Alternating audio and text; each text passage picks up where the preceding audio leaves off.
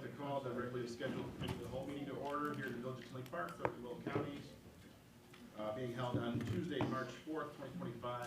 Village clock has it at 5:56 p.m. Madam Clerk, would you please call the roll? Trustee Brady? Here. Trustee Brennan? Present. Trustee Mahoney? Present. Trustee Mueller is absent. Trustee Shaw? Present. Trustee Sullivan? Here. President Glass? Present. Very good, we have a quorum. Item number 3, consider approval of the minutes of the committee of the whole meeting held on February 18th, 2025. Is there such a motion? So moved. I will second. Thank you, Trustee Mahoney. Thank you, Trustee Shaw. Madam Clerk, would you please call the roll on item number 3? Roll call for item 3. Trustee Brady? Yes. Trustee Brennan? Yes. Trustee Mahoney? Yes. Trustee Shaw? Yes. Trustee Sullivan? Yes. Very good, that motion carries. Item number 4, receive presentation of fiscal year 2024 audit. Hannah? Thank you, Trustee Brennan. I do have Nick Bava with Sickich here, Sickich being our auditors, so I'll just hand it over to him and let him kind of talk to you all briefly about the fiscal year 24 audit. Excellent. Thank you, Anna. Thank Good you, Hannah. evening. Hi, everyone. My name is Nick Bob. I'm a partner at Sickich and the partner to oversee the village's audit. Here to present on the April 30th, 2024 financials. As always, with an audit of this size, there's a variety of deliverables that we have as part of this process. The annual comprehensive financial report, auditor's communications, TIF compliance examinations. I'll cover some items out of the annual comprehensive financial report, which is the audit document, the largest of the deliverables. But I'd be happy to address any questions that you all might have relative to this year's audit process. So overall, when we look at the annual comprehensive financial report, there are a couple of opinions that we point to relative to the financial statement audit as well as compliance-related elements. So from a financial statement perspective, we have issued what is referred to as an unmodified opinion over the village's opinion units. So an unmodified opinion is the highest level of assurance that we can provide as part of an annual audit is concerned. What that means is that the financial statements are free of material misstatement and fairly presented.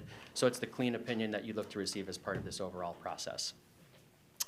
As it relates to the compliance elements that we underwent for this fiscal year, from a background perspective, anytime a unit of government spends more than $750,000 in federal grant money, we're required to undergo what is called a single audit. So there are certain compliance tests and procedures that we're required to go directed by the federal government. In the case of fiscal year 2024, there was just shy of $1.4 million in total federal expenditures. That was driven significantly, majority by ARPA spending. So about 1.37 of the American Rescue Plan Act dollars had been spent in fiscal year 2024. That was all related to lift station improvement projects. So we underwent certain test compliance procedures relative to what's called for there. Have an unmodified opinion over that major program, no question costs or instances of non-compliance. So clean opinion as it relates to the single audit. There is $1.6 million unspent in American Rescue Plan Act dollars as of April 30th, 2024. So as the village continues to spend down those dollars, we'll continue to have the compliance elements associated with what the federal government asks. From a financial position perspective, the village is reporting positive financial position and the governmental activities and business type activities, both in all categories. And then from a fund perspective, for the general fund, the village's operating fund has a very healthy reserve. So overall, the audit process went very smoothly. It's a long process. There's a lot going on, a lot of moving parts. I certainly appreciate Hannah's involvement, the financial team that we work directly with. Can't speak highly enough about them. So thank you for having me here tonight. Certainly if there's any questions over any of the audit process, any of the reports, I'd be happy to answer those. Thank you. Very good. Thank you, Nick. Is there any questions or comments from the committee? I don't at the moment, but I appreciate you you joining. As I go through the rest of the materials, I will get in touch with Hannah. I think I will have a few questions for you there. Certainly always available inside the audit process, outside of the audit process to communicate. So please, at any point, let me know if there's anything you'd like to discuss. Happy to. Very good. Anyone else? No? Very good. Well, thank you, Nick. Thank you. Appreciate it. Thanks, Nick. All right, moving on. Item number 5, discuss resolution rescinding support for the Cook County Class 7B property tax incentives for Marriott Residence Inn and Courtyard Hotels. Dan? We got a request from the property owner that they won't be moving forward with those reclasses. Just, they don't plan on meeting basically the requirements of the county. So on our end, we just want to clean that up and make sure that we don't have something on the books that they're not going forward with. And so that way we can also communicate this with the county as well and make sure they have the right information. So it's really just cleaning up at the request of the property owner and petitioner. Okay, very good. Thank you, Dan.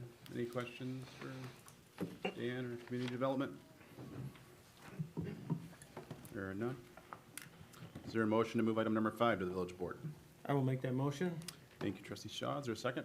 I'll second. Thank you, trustee Sullivan. Madam Clerk, would you please call the roll on item number 5? Roll call for item 5, trustee Brennan? Yes. Trustee Brennan? Yes. Trustee Mahoney? Yes. Trustee Shaw? Yes. Trustee Sullivan? Yes. Very good. That motion carries. Item number 6, discuss the Illinois Environmental Protection Agencies, the IEPA, Municipal Separate Storm Sewer Systems Program update. Good evening. My name is Dana West. I'm with Robinson Engineering. Most of the work I do at the village relates to new development, but another role that I satisfy with Robinson is to help municipalities stay in compliance with their stormwater programs. So I know it's not everybody's favorite topic, so we're just going to have a few slides, a couple minutes, just to give you the mandatory update. So why are we here? Because we have to do this in a public forum. So the village's program started back in 2003 when we were supposed to do that. All municipalities are required to have a permit. All municipalities have the same permit. There is some flexibility and some option in terms of how we implement that program. There is a permit that the village submits every 5 years or so when the EPA tells us we need to. And within that permit, we have some flexibility in terms of how we implement that program. So they have this term called a notice of intent, and that actually tells us exactly what we're going to do and lays out the plans for the next 5 years. That same term is used for the construction projects, whether the village is submitting them or developers are submitting them. This notice of intent basically tells IEPA that we're going to be doing something, and then it spells out the conditions for which we will be functioning under that program or that project. There is an annual requirement that we pull together a lot of documents and submit those to the IEPA. They call that a facility inspection. I believe within the packet you have a copy of what that general form looks like. So who's involved with the NPDS program? And you see a lot of different departments represented there, and basically everybody touches it a little bit at different times. And so there's a lot of coordination, a lot of communication, and documentation that's involved by all of these different departments, reliance on different folks to step up in their area of expertise. There are 6 different categories under which the village is required to operate. I know that text looks a little bit small. I'll just briefly go into describing each one of those categories. The first one is called public education and outreach.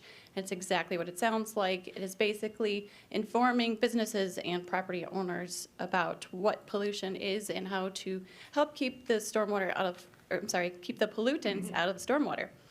Second category is public participation and involvement, and it's kind of like part 2 of that first category that basically says businesses or property owners or other entities are working hands-on or indirectly to go ahead and keep the pollutants out of the stormwater. Third category is called illicit discharge detection and elimination. A lot of words to just basically say if there's anything in the stormwater that's not supposed to be, we are actively looking for that as a team, and we are doing a lot of mapping. We're doing outfall inspections. If anything is found that is illicit or is a pollutant, we have to use all measures appropriate to find the source of that pollution and then remove it, whether it's a one-time instance like a spill or something, or has to do with some sort of connection that's not supposed to be there. So that's what illicit discharge is. Construction site runoff control is basically saying any site that's going to have any disturbed soil, there needs to be measures in place like silt fence or other, there's a number of other BMPs that need to be in place to make sure that that soil doesn't run off into the sewer, into the creeks, into the rivers. So again, a direct impact to keeping our waterways clean. Post-construction site runoff control is exactly that. After construction is completed, the goal is always to leave that property or shape that property into being cleaner and better runoff than before it was developed. And there's a number of different ways, non-structural ways that we can do that. But also requires some maintenance and inspections to do that. The final category is called pollution prevention and good housekeeping, and that's basically a lot of the work that John and his team does in public works. So all of the properties that you own and the buildings that you own, as well as the storm sewer and the streets, making sure we don't have any opportunity for spills or having the sediment sit on the streets and other mechanisms to make sure that we are literally removing the pollutants from all the different properties and infrastructure along the way. With that, again, I said I'd go really fast. That is a pretty big program to just go over in a few minutes, but if anybody has any questions, I'd be happy to answer them. I have one. If something is detected, what is the process of you fix it? Does the staff know? Does staff let the board know? Are there reports? Is there something, are we made aware of any issues if there's something detected that shouldn't be in the system?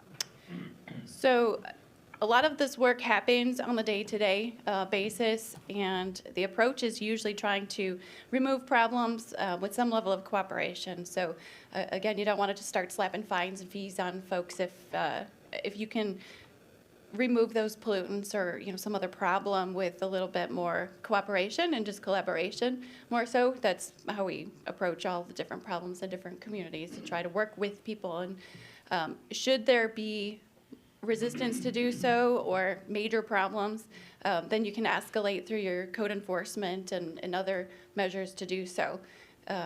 If EPA gets involved, then there is definitely more documentation in doing that. And I don't know that the general practice is to report to the board every. I thought it was something like really significant. It's like how is it reported and taken care of? That's all. And this is, I'm thinking on like a public scale, like if something was, affecting a large portion of the town, are we aware of that? That's all. Sure. My comment on that would be stormwater is not the same as like drinking water or wastewater. There is very strict requirements in terms of notifications under drinking water and wastewater, that continually discharges into a river. Stormwater is kind of that newer infrastructure that doesn't have as many regulations as the rest of that. And so under this program, every municipality is left to their discretion in terms of doing the very best that they can. EPA will come out from time to time and audit and check in on those processes, and every community is different a little bit along the way, and the EPA can offer their assistance and guidance, when things like that can happen. Thank you. Sure. Very good, thank you. Trustee Shaw, go ahead. Sure, thank you. This IEPA requirement, you said, program? Yes, it actually comes from US EPA, and then this US delegates it to the states, and then the states delegate it to all the communities, yes. So I appreciate you coming in and give us, even though it was brief, it's still very informative, good overview. This is an ongoing activity. I know you do regular engineering for the village, and this is just a part of it, but this is an ongoing all the time, That's right? correct. That's Okay. correct. This, elements of this program are happening all the time as part of normal operations. A number of different staff are working on it all the time. And to what degree is there coordination with MWRD, or do they do their own thing? MWRD is doing their own thing. Some of the intentions are the same, some of the goals are the same in terms of treating stormwater, but there's not a whole lot of hand-holding, I guess, between those agencies. How about scope and jurisdiction? Obviously, you work for Robinson, which is contracted with the village, and that scope is our municipal boundary. But is this program, is it only for municipalities, or does it cover county? It covers counties as well. I actually unincorporated. help one of the nearby townships with their program. And with the staff of your size and expertise and their capabilities, your staff does a great job just to keep up with that. Our team offers assistance to say, okay, don't forget the annual report, and helping kind of dot I's, cross T's, keep it at the forefront, because there's a lot of things that your staff is doing, and stormwater reporting and documentation is not always everybody's favorite thing to do. So we basically try to help keep your team on track and keep them on time with all the reports. Great. All right, I appreciate that. Stormwater has in the past been a real problem area for Tinley Park, but My perspective is in the last 10, 15 years in particular, it's gotten much, much better. It continues to. That's great. Thank you for coming in. Sure, thank you for having me. Very good. Thank you, trustee Shaw. Anyone else from the rest of the committee? Go ahead. Clerk. So what happens if there's a property within the boundaries of the village that the village has no control over, that we've been stripped of power? We can't permit, we can't step on property. What if they are contaminated into stormwater? Who reports them? Any property within the village or even adjacent to the village that could have detrimental effects to the village's infrastructure would be a concern. And they would be subject to the same requirements.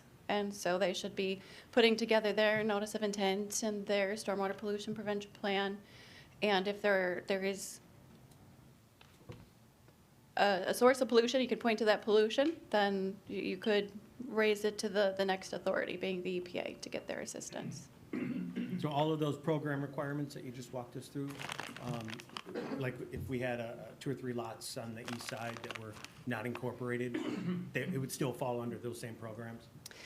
That's correct. Not to overly complicate, there are different layers of permits. There's a Sure. construction permit, which is required for any sites that are 1 acre or greater.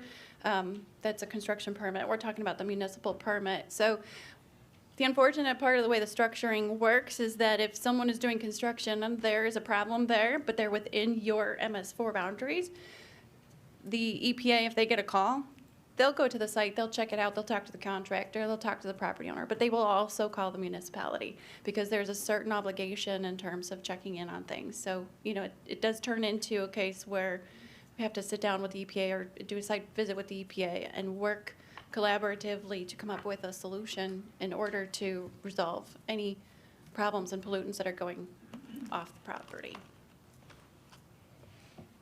Okay, Very good. that's good. Good Thank to you. know. Any other questions, comments from the committee?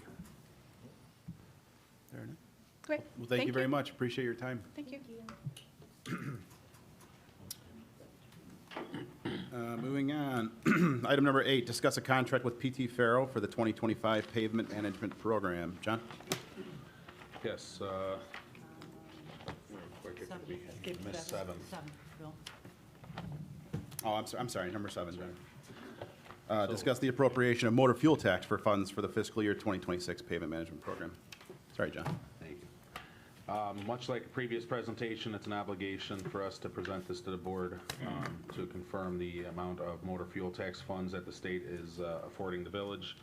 We are asking the board to authorize the process for the state to appropriate $2.5 million and $10,000 to the village to go towards our PMP program to be utilized with local funds to address the next item. Very good. Thank you, John. Any questions from the committee regarding item number 7? Nope. There are none. Is there a motion to move item number 7 to the village board? I'll make that motion.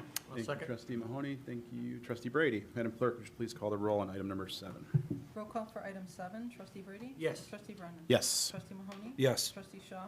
Yes. Trustee Sullivan? Yes. Very good. That motion carries. Item number 8, discuss a contract with PT Farrow for the 2025 Pavement Management Program. All right, thank you. We had 8 bidders on this. As I said in the previous item, we had funding from MFT, and with local funding, we're able to get approximately 8 miles of pavement resurfaced and repaired in the village. The low bid came in with the option recommended at $3,799,944.03, asking for committee and forward to the board for PT Farrow Construction Company. Very good. Thank you, John. Under budget's always good. Any questions from the committee? I do, just for John. Go ahead, trustee Just Sullivan. questioning how these contracts work with the paving, just because what we just went through with the Galvin family, and, we had a company that was contracted, and it was subcontracted, and then there was an issue with but I'm not seeing anything in the package, or the packet stating if, whether it can be subcontracted or not, or is that just the normal thing that they're able to do? So this award, PT Farrow actually does their own concrete work. So they will have no subcontractor out there for that aspect of it. We have also tightened up our bidding package for that, subcontractors needed to be listed at the time of bidding instead of after the fact. Okay. Thank you. There's also a portion that gets held back too, so Okay. that they're not I paid saw off. that never Retained. happened. Those are, that's for performance, Right, right? Thank you. very good. Any other questions from the committee? There are none. Is there a motion to move item number 8? Just on that, because I've seen in some of our contracts that when things are subcontracted, I have seen that there is language for indemnifying, and what do they call it, Bill? Additional insured? An additional interest? Yes, Yeah. yeah. So, I mean, I have seen that language in our contract, so that's an important control that we have in place when we do have contractors who subcontract. So a protection for the village. So I'll point that out. Very good. Thank you, trustee Shaw. Any other questions? Is there a motion to move item number 8 to the village board? I'll make the motion. Second. Thank you, trustee Sullivan. Thank you, trustee Brady. Madam Clerk, would you call the roll on item number 8? Roll call for item 8, trustee Brady? Yes. Trustee Brennan? Yes. Trustee Mahoney? Yes. Trustee Shaw? Yes. Trustee Sullivan? Yes. Very good. That motion carries. Item number 9, discuss change order to number 2 to the 2024 pavement management program. John? Yes, as we saw in the previous bid package, the bids came in well under what our budgeted amount was. We had a section of 80th Avenue from 179 to 183rd Street that we would like to add to their cost and award this change order, which would still allow us to be approximately $485,000 under last year's budgeted amount with getting this work done. So we're asking for board action to approve this change order. Very good. Thank you, John. Any questions or comments regarding item number 9? See none. Is there a motion to move item number 9 to the village board? I'll make the motion. Thank you, trustee Sullivan. Is there a second? I'll second. Thank you, trustee Brady. Madam Clerk, would you call the roll on item number 9? Roll call for item 9, trustee Brady? Yes. Trustee Brennan? Yes. Trustee Mahoney? Yes. Trustee Shaw? Yes. Trustee Sullivan? Yes. Very good. Motion carries. Item number 10, discuss a contract with City Escape Garden and Design LLC for landscape and bed maintenance. John? Yes, we had 4 bidders on this item, or 4 submitters for the RFP on this item, and City Escapes came in with the best around scoring and pricing for 5.6 acres of landscape beds throughout the village of Tinley Park and maintenance. We're asking for approval for the contract of $168,396, which is under what we had budgeted for this year. Very good. Thank you, John. Under budget's always good. Any questions? Please do a good job.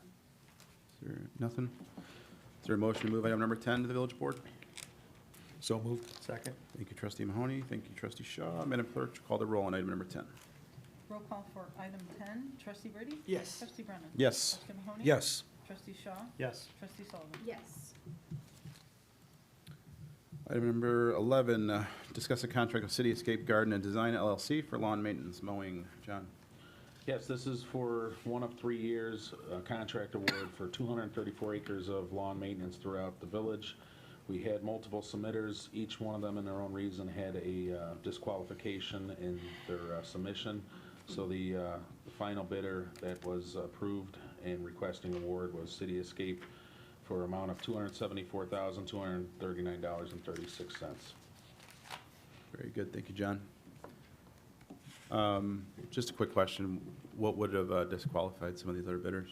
So Berry Landscaping, actually, their numbers total came in under City Escape, but after looking through their bids, you know, we have a recommendation of how many mowing amounts per year, and per mow, Berry was lower, but their math on the subtotal was off. They didn't do the proper math times the required 30, I think it's 33 mows per year. So initially, again, they looked or appeared to be lower in the dollar amount, but once the math was done, they had bad math. Okay, very good.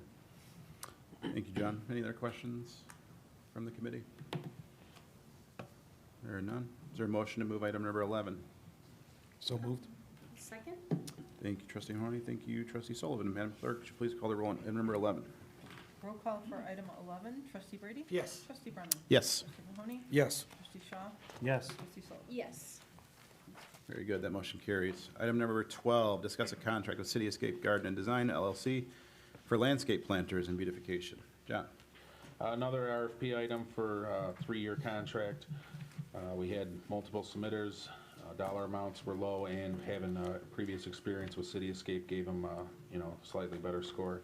So we're asking for the contract with City Escape for $194,994 for year 1 of 3. Very good. Thank you, John. Any questions from the committee? There are none. Is there a motion to move item number 12 to the village board? So moved. Thank you, trustee Mahoney. Is there a second? Second. Thank you, trustee Brady. Madam Clerk, would you call the roll on item number 12?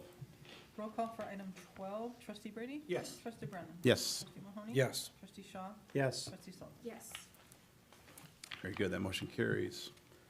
Item number 13, receive comments from the public. Is there anyone from the public that would like to address the committee of the whole? There's not. Is there a motion to adjourn? I'll make the motion. Thank you, trustee Sullivan. Is there a second? I can second. Thank you, trustee Brady. Madam Clerk, would you please call the roll for adjournment? Roll call for adjournment, trustee Brady? Yes. Trustee Brennan? Yes. Trustee Mahoney? Yes. Trustee Shaw? Yes. Trustee Sullivan? Yes. Very good. We are adjourned at 6:22 PM.